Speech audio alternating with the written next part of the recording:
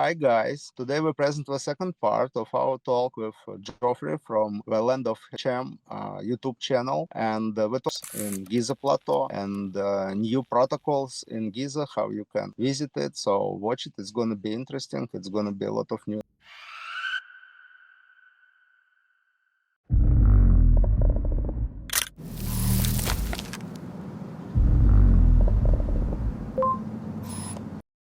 Yeah, so in my opinion, that sarcophagus inside or underneath the El Lahun pyramid structure is one of the finest examples of high precision masonry in Egypt. It is an absolutely spectacular piece. But from what I can see from this sarcophagus or container inside the Pyramid of Userkaf, it is of similar quality of masonry to the container at the Pyramid of El Lahun. It is an amazing artifact. I think it's way better quality. And in Lahun, you can see a lot of like mistakes how it was made. And these two pieces in Userkaf and Shaft of Osiris were absolutely perfect. Have you seen the before and recent pictures of the headless pyramid in Saqqara?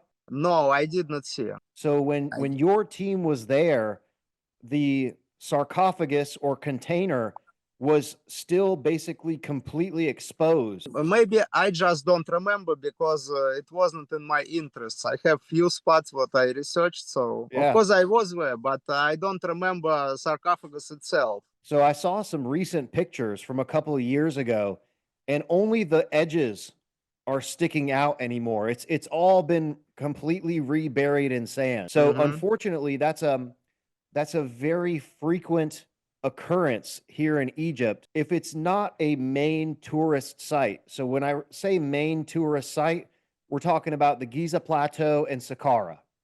Yeah, Are the two main pyramid sites where tourists actually go, and those are the areas that are bringing in all the money of course. in terms of the tourist dollars.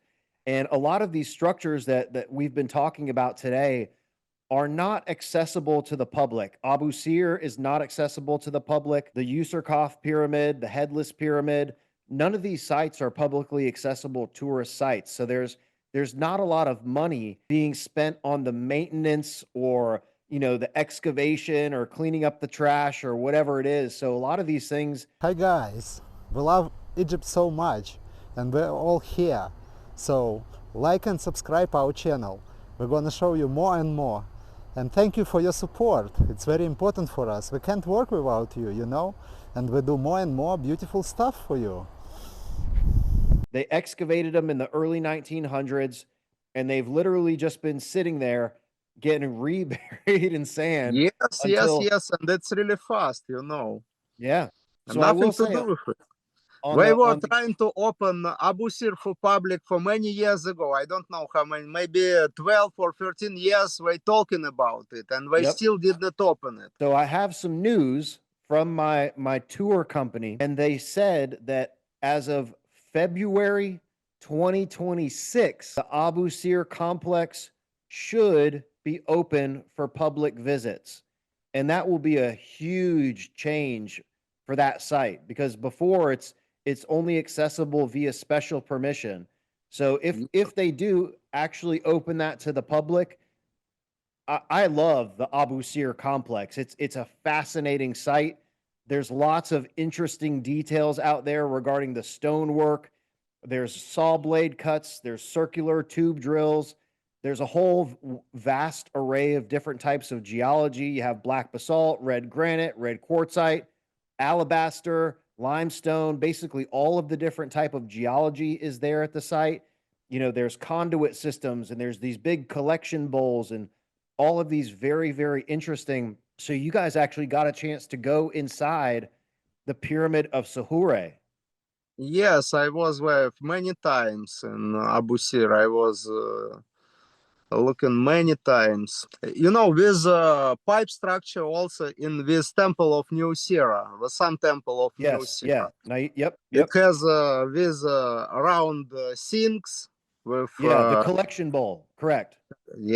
and it has a lot of pipes too. I don't know why. Maybe it really was really rainy at this time. We don't know. So my theory, I don't know how familiar you are with my work, but I think they're for collection of chemicals. But where were traces of these chemicals? So we've actually, very interesting point. So thank you again to the ACIDA project. So we have some chemical analysis data of, for example, the staining inside of the red pyramid, which is Yes. absolutely fascinating. And for anyone that's interested, I have an entire series on my channel of a 3-part breakdown of the chemical analysis of this material that is seeping out of the stone from inside the chambers of the red pyramid, which is very unusual. Pyramid stairs. Yeah, the tiers of the pyramid, right? Yeah. So everybody says it's the most unfortunate. Well, it's a lie that everyone says this staining is from the bats. And the first time I went in there, I heard that story and I was looking around at the walls and I was like, man, there's no way that this is from the bats. That is No. nonsense. Absolutely. And now, after many years, we finally have this chemical analysis data that conclusively proves. So the staining inside the red pyramid is a variety of different metals. It's predominantly iron oxide. The second highest concentration is strontium oxides. And then there's other things like nickel, copper, lead, zinc. There's a whole vast array of micro element composition to this, but it's metal particles on the inside of the red pyramid that are seeping out of this stone. The red pyramid of Dashur uses a very unique type of limestone that is very, very high in concentration of metal oxides. It's red color because of all the iron in this stone. So I would love, unfortunately, we don't have any chemical analysis data. I would love to one day be able to go dig out that trench in Niuserre and clear a bunch of sand out of there and dig down in that hole and really get a good swabbing of the inside of that to see if there is any residue down inside there. But unfortunately, every time that I've been out there, because if you go under special permission, official, and everybody knows in Egypt, you can do official and you can do wink, wink, unofficial. Yeah. Yeah. So every time I've been out there has been an official special permission. And the guards and the security people watch every little move that you make. So I haven't had a chance to be able to go out there and dig this trench out. But every time I go, someone has been doing it. The first time I went out there, the big bowl, like the collection bowl, was almost completely filled with sand. But the last tour, I host tours for my YouTube channel and for my book. So I always take my tour guests out to Abusir. And the last time that we were out there, someone had dug all of the sand out of the collection bowl. Oh, I see. So someone has been doing it, but I've never had a chance to do it myself. And But it has a back door. You can go always from the back side. I know. Yeah. There's multiple ways to get out there.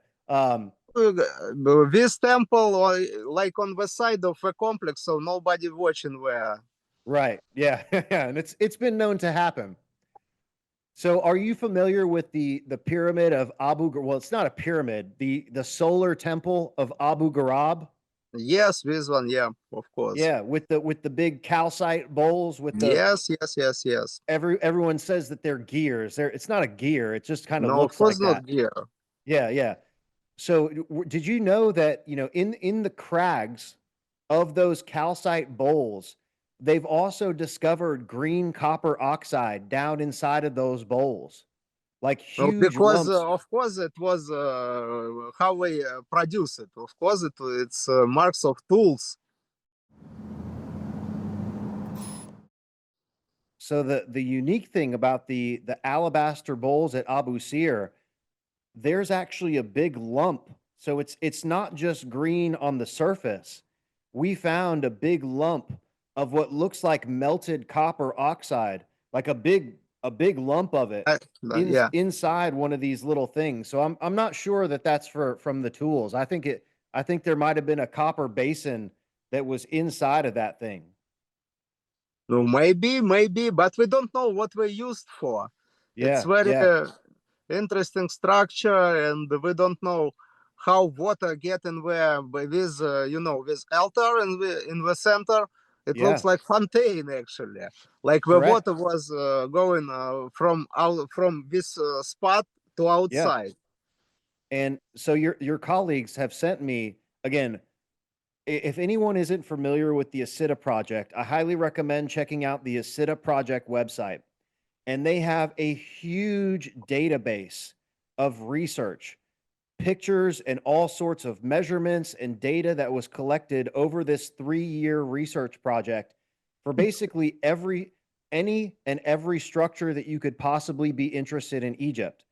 And the artifact that we're talking about now is called the altar at the pyramid, or the Solar Temple of Abu Gorab in Abusir. And they did seismographic readings of this altar. Specifically, there's a circular piece in the center of the altar that looks like a plug. And they did Yeah. seismographic testing on this plug that shows vibrations coming from below the surface, which is indicative of possibly water movement, like some sort of aquifer or spring that's directly below this altar that has this circular plug in the center. So it's a very bizarre artifact at the Solar Temple of Abu Gorab. And these big bowls, they have a hole drilled into the side of the bowl, but the hole isn't at the bottom and it's not at the top. It's about a quarter of the way up the side of the bowl, which it's so clearly it's not for drainage purposes, because if it was a drainage hole, it would be coming out of the bottom so that whatever was in there could completely drain out. So we don't know exactly what the purpose of these holes drilled into these artifacts. And there's actually 2 different types of bowls. There's a set that are made from limestone and a set that are made of white calcite, crystal, or alabaster. And the limestone bowls have 3 different inlet holes. There's a hole going in straight, and then there's 2 curved ones on each side. So they have 3 holes right near the lip. But the calcite ones have a very large hole about a quarter of the way up into the bowl. So there's 2 different types of these bowl artifacts at this solar temple at Abu Gorab, which again, it's not a pyramid. It used to have a huge obelisk coming out of the top of the structure.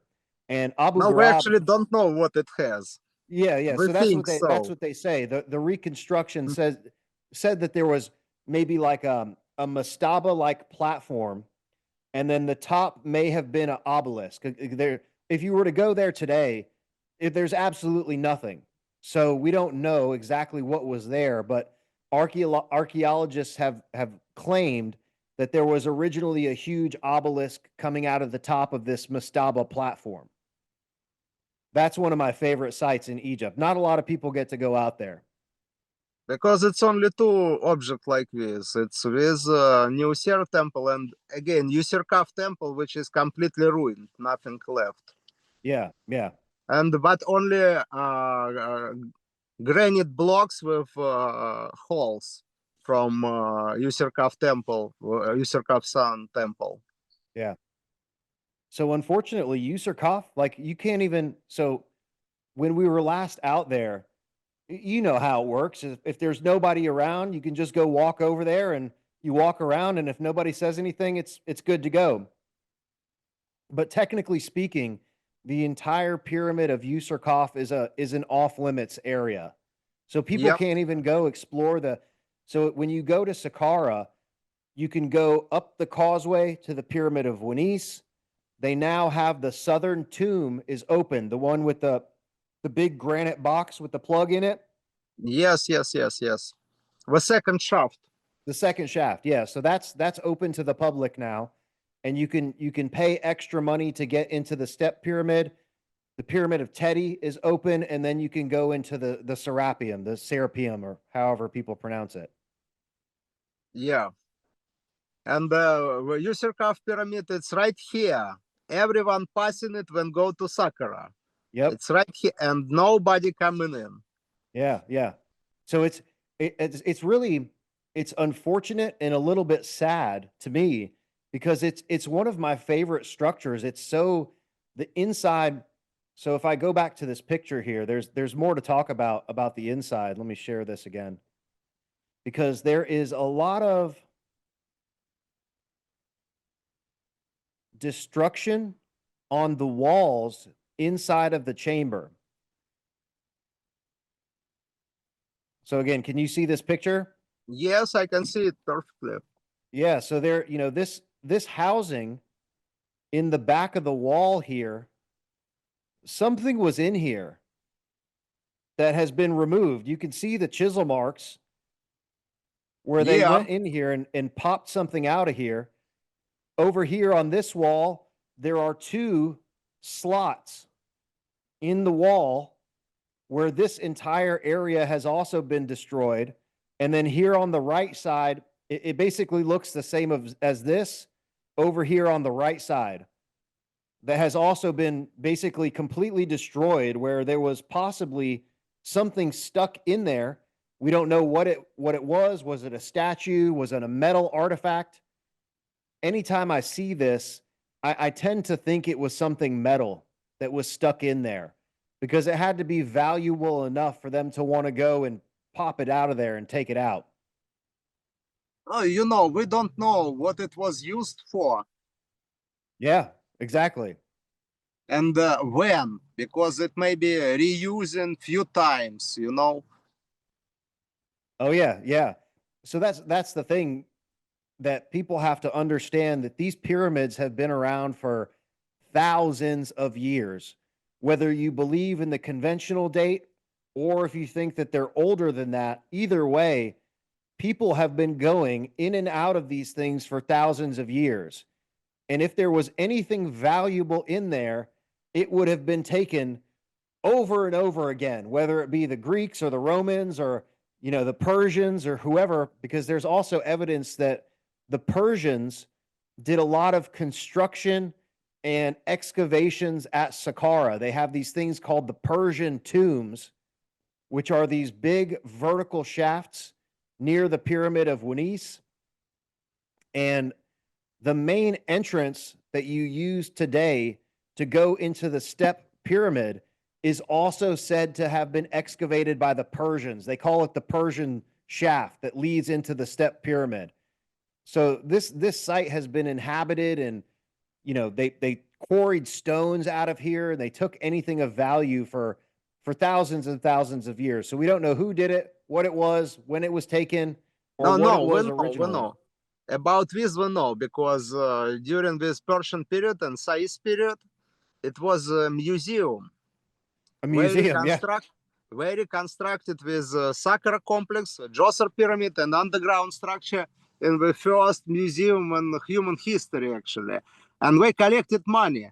You know, I'm linking it, ancient Egypt never knew money. Money started exactly at this time. So when we first got money, we start collected money to entrance.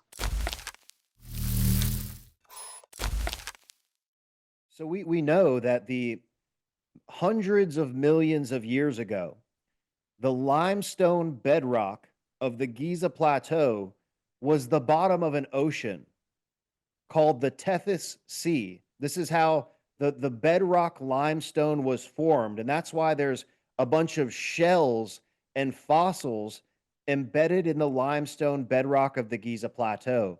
And it appears that these metal deposits all over the Giza Plateau are what is called hydrothermal mineralization deposits, where these hydrothermal vent systems are pushing out metal deposits, and they deposit into the limestone strata of the bedrock. And when that sea receded, again, we're talking about hundreds of millions of years ago, that created the limestone bedrock foundation of the Giza Plateau that is now permeated with all of these hydrothermal mineral veins. and it's mostly iron, but it has a vast array of other. There's evidence of gold, silver, all sorts of rare earth minerals and metals like neodymium. There's platinum that we've discovered in there. So the chemical analysis has revealed that there's all sorts of different types of metal in this vein network on the Giza Plateau, and they appear to be very, very ancient hydrothermal mineral deposits. No way, not very ancient. It's not millions years. Yes, you're talking about with ocean, but these mineralization structures were like 10, 12,000 years ago, because people made research on these things, and it shows it's not going from the deep, it's going from the top. The water leaking in the cracks in the limestone, and year by year it's collect iron. This is how it happened, and it's not that old like limestone itself. So say that one more time, because this is a keen area of interest for me. So explain that one more time from a geological formation standpoint, because I want to try to wrap my head around that. It looks like it was something iron on the top, on the surface. Yeah. Like 12,000 years ago. It was left over there under rains, and it was melting, and this water mineralized with iron was leaking. Okay. Yes. Yeah. Right. Yeah. In the cracks. Okay. Yeah.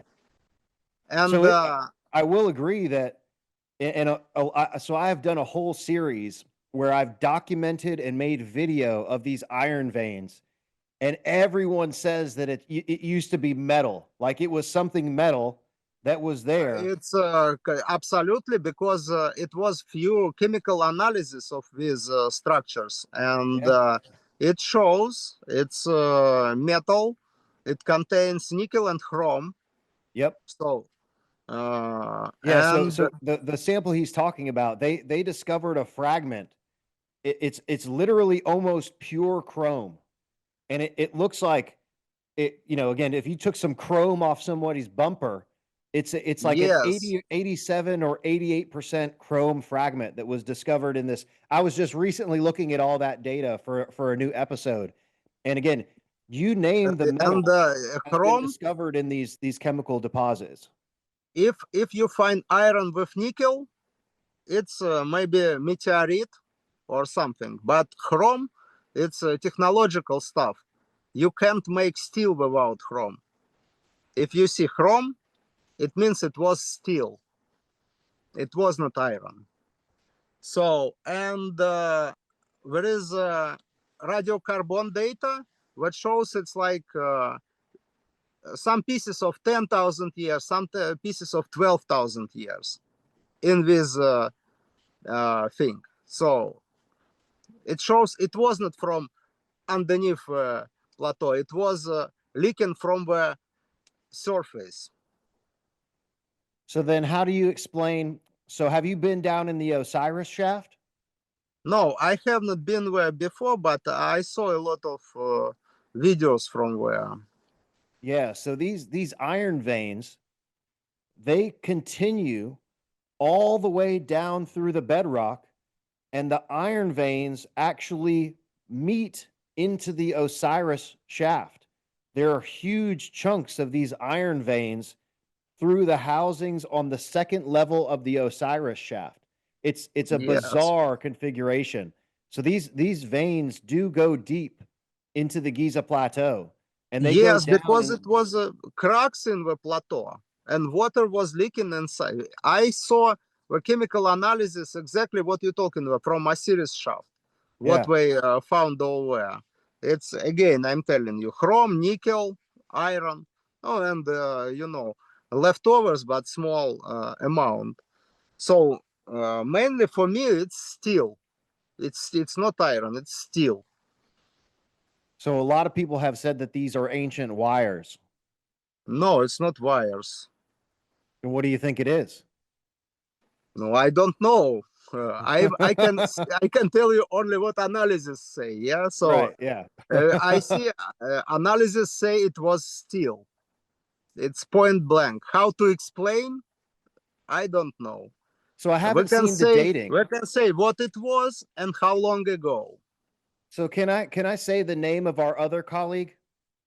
No, I Or- can send you the analysis, and I'm gonna ask them. You know, Yeah, yeah. people I people just don't don't know if she want. wants her name out in the public, but we have a mutual colleague that has sent me all of this chemical analysis data, and I haven't seen the one with the dating on it yet. I'd be interested to take a look at that.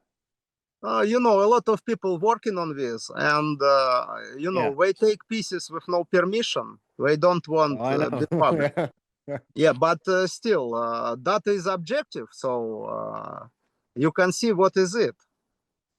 Awesome. Yeah, I'd be very interested to see that. And for me, it looks like it was a steel. It was steel. And steel, what we use steel for? We use steel for different construction, like for crane, for different machines, engines, stuff like this. It's not iron. It's very hard. So I don't know what it could be. Interesting. So do you think the pits that have all of those iron deposits were maybe housing for equipment?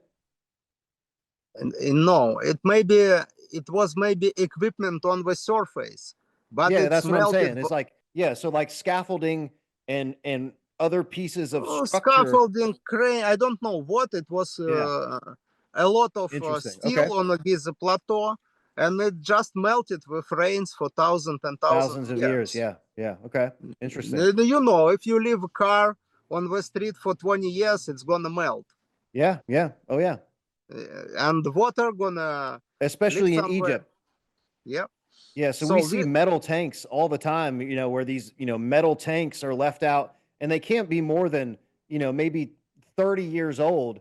And the metal tank has completely turned into iron oxide, rust, and dust. yes, Anything yes. metal will disappear in the desert in 20 or 30 years, let alone thousands of years since these things have been built.